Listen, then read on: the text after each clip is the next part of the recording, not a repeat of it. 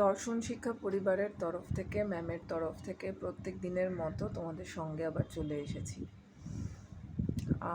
আমাদের বৌদ্ধ দর্শনের ক্লাস চলছিল।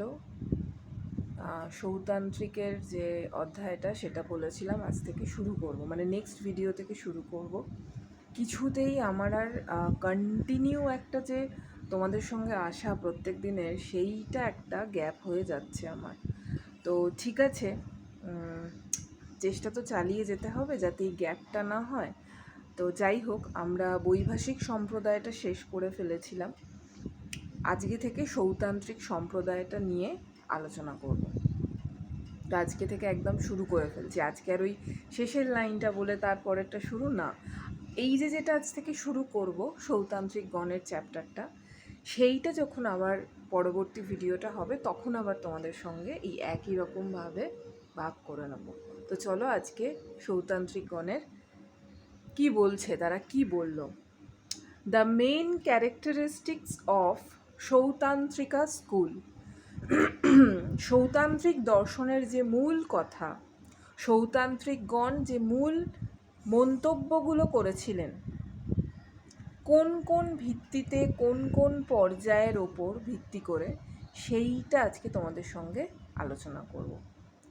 সৌতান্ত্রিকগণ বৈভাষিকগণের ন্যায় সর্বাস্তিবাদী ও হিনজান সম্প্রদায় ভুক্ত।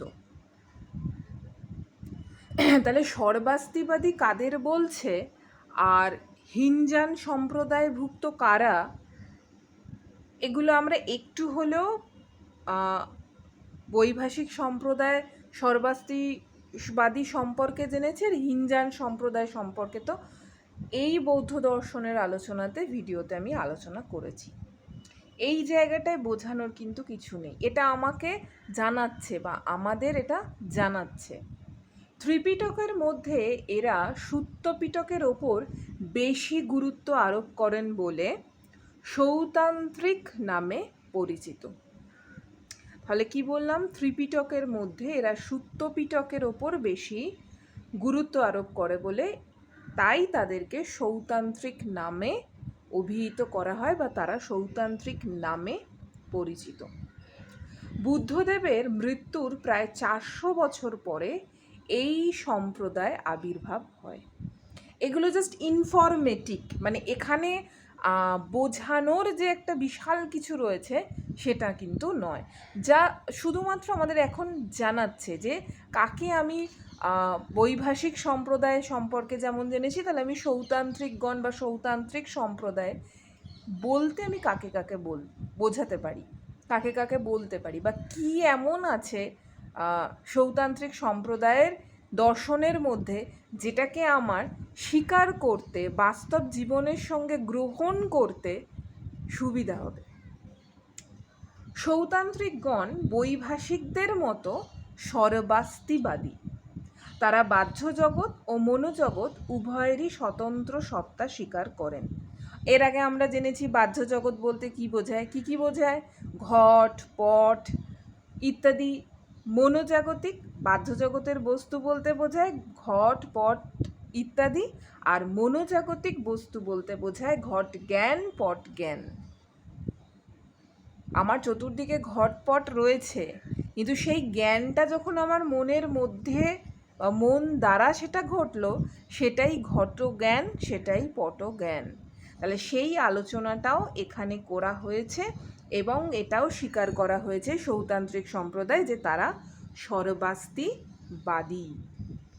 বাহ্য জগতে যেমন ঘটপটের অস্তিত্ব আছে, মনোজগতেও তেমনি ঘটজ্ঞান ও পটজ্ঞানের অস্তিত্ব আছে।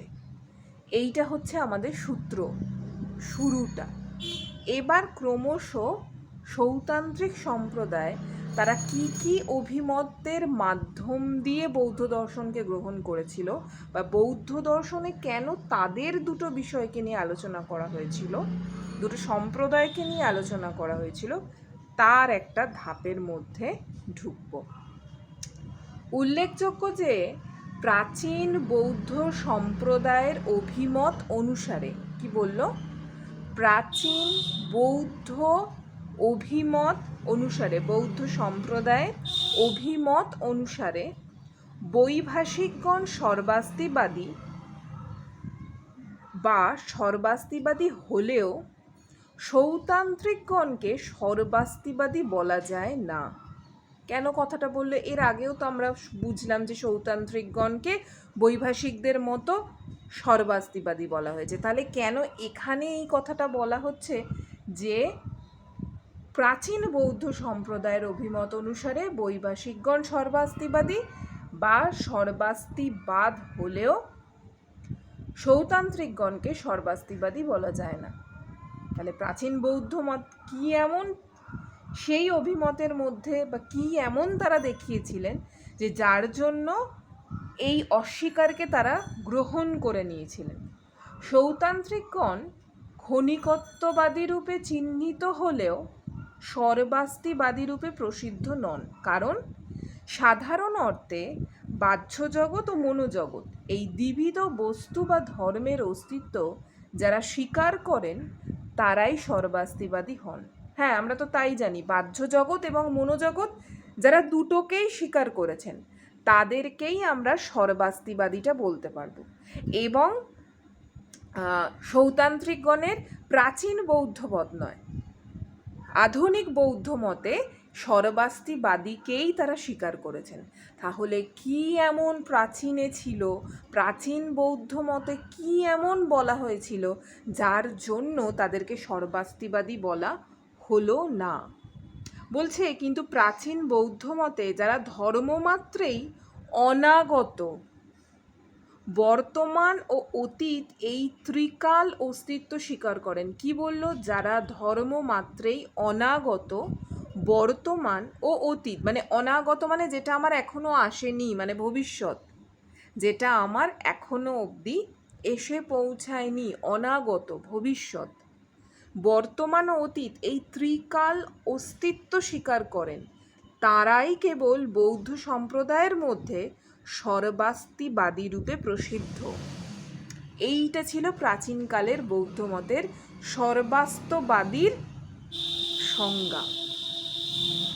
সৌতান্ত্রিকগণ সর্বধর্মের ত্রিকাল অস্তিত্ব স্বীকার করেন না, অর্থাৎ তারা ধর্মমাত্রকেই ত্রিকালৎস বলেন না বা ত্রিকাল সৎ বলেন না।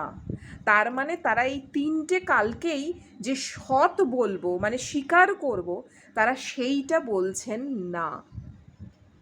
প্রত্যুৎপন্ন ধর্মগুলি, অর্থাৎ যেসব ধর্মগুলি বর্তমানে কর্মফল উৎপন্ন করে এবং যেসব সঞ্চিত মানে অতীত ধর্ম ভবিষ্যতে ফল প্রদান করতে সক্ষম, সেসব সৎ হলেও অনাগত ধর্ম এবং যাদের ফল নিঃশেষিত হয়েছে এমন অতীত ধর্মের অস্তিত্ব অর্থাৎ সত্তা নেই। কথাটা কীরকম মনে হলো না? একটুখানি শক্ত শক্ত, একটুখানি ঘোরানো পেঁচানো কথা। খুব মন দিয়ে না লাইনটা বুঝতে হবে। প্রত্যুৎপন্ন ধর্মগুলি অর্থাৎ যেসব ধর্মগুলি বর্তমানে কর্মফল উৎপন্ন করে, মানে আমি এমন একটা কর্ম করে ফেলেছি যেটা আমার, মানে অতীতে যে কাজটা আমি করে ফেলেছি যেটা আমার বর্তমানে ফল প্রদান করছে, আবার ঠিক সেরূপভাবেই বর্তমানে আমি যে কর্মটা করে ফেলেছি ভবিষ্যতে সেটা আমাকে সেই রূপ কর্মফল প্রদান করবে, সেইটা সর্বাস্তিবাদীদের মধ্যে প্রাচীন মত অনুযায়ী বৌদ্ধ দর্শনের সেই অতীত ধর্মের কোনো অস্তিত্বটা নেই বা তাদের কোনো সত্তা নেই, সেইটা বলা হচ্ছে।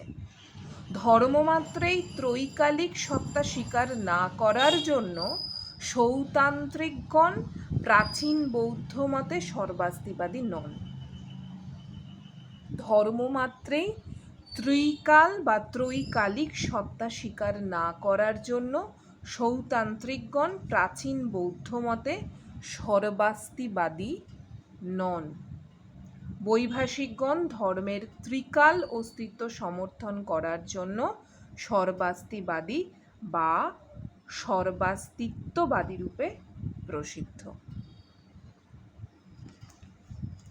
শুরুটা তো আজকে করে দিলাম। আগামীকাল অভিনব দর্শনের ক্লাস, তারপর আবার বৌদ্ধ দর্শনটা নিয়ে আসবো, কিন্তু এবার আর কথা দেব না। আমি না কথা দিয়ে কথা রাখতে পারছি না, যেটা বিরাট বড় অপরাধ হয়ে যাচ্ছে। সেই জন্য আর বলবো না যে কবে আবার নেক্সট ভিডিওতে দেখা হচ্ছে বৌদ্ধ দর্শনের সৌতান্ত্রিক মতবাদটা নিয়ে। বাকি আজকে যেখানে অবধি শেষ করলাম, তারপর থেকে আবার শুরু করব। তো তোমরা সকলে কেমন আছো? খুব পজিটিভ আছো তো, নাকি ভীষণ নেগেটিভিটির মধ্যে দিয়ে যেতে হচ্ছে? সকলে ভীষণ পজিটিভ থাকো, দর্শন শিক্ষা পরিবারের সঙ্গে থাকো, ম্যামের সঙ্গে থাকো। আজকে ম্যামের সঙ্গে থাকাটা এই কারণে আগে বললাম, প্রভুর সঙ্গে, প্রকৃতির সঙ্গে তোমরা যে একটু একটু করে হলেও থাকছো, একজন দুজন তো বটেই, সেটা বোঝা যাচ্ছে কিছু কিছু ক্ষেত্রে। তাই প্রভুর সঙ্গে, প্রকৃতির সঙ্গে তোমাদের সর্বপ্রথম থাকতে হবে। তাহলেই দেখবে সমস্ত নেগেটিভিটি, সমস্ত ভেতরের যে ওই ক্লেদ, পঙ্কিলতা, যা যা কিছু তামসিক গুণের মধ্যে রয়েছে, ক্রমশ সেগুলো আস্তে আস্তে সরতে শুরু করবে। পথ তোমরা এমনিই দেখতে পাবে। তো আজ এইটুকুই। কালকের দর্শন শিক্ষা পরিবারের অভিনব দর্শনের ক্লাসে দেখা হচ্ছে নেক্সট ভিডিওতে। তারপর বৌদ্ধ দর্শন নিয়ে আমি আসছি।